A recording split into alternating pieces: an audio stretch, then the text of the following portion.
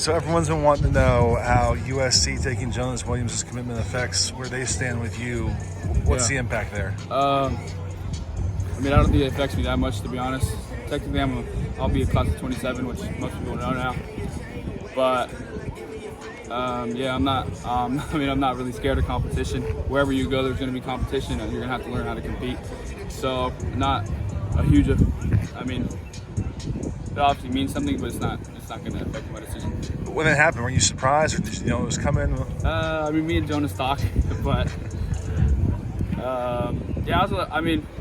Surprised, no, but yeah, I was fine.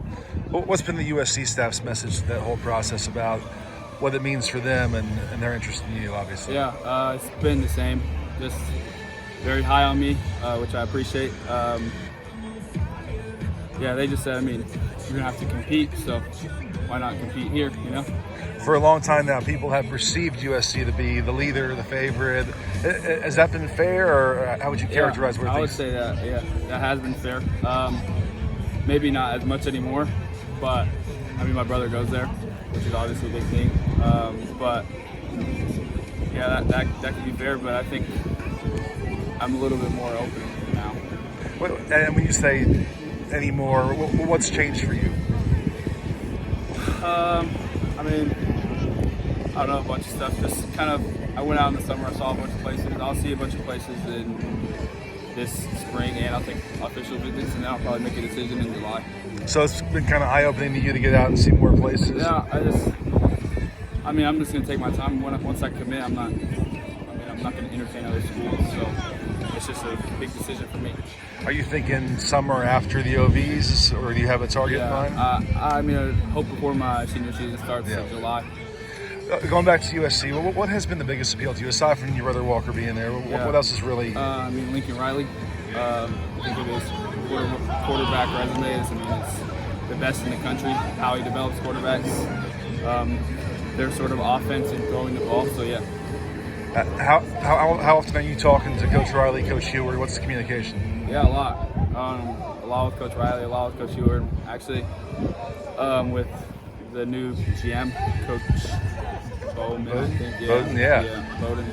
So that's been good. Yeah. That was my next question. He's new, obviously, but he's been known to be very hands-on, very involved. What have you gotten to know about Chad Bowden so far? Very, like you said, hands-on, direct, which is cool, which is kind of good. Like he called me pretty after he got the job and basically kind of laid it out for me, which just was very helpful. And yeah.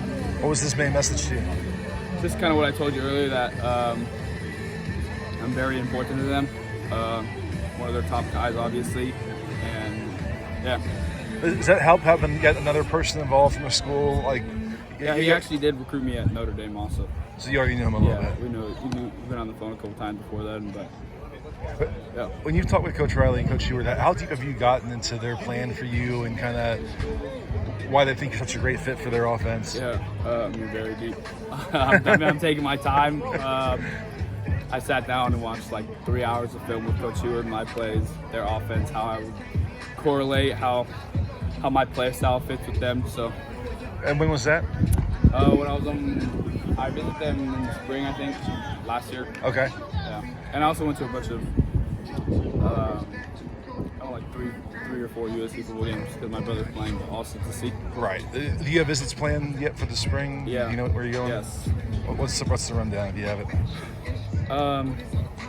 Michigan, Ohio State, Ole Miss, USC, Oregon, BYU in the spring, and then I'll probably OB those 6 also. Okay, and do you know when the USC visit is?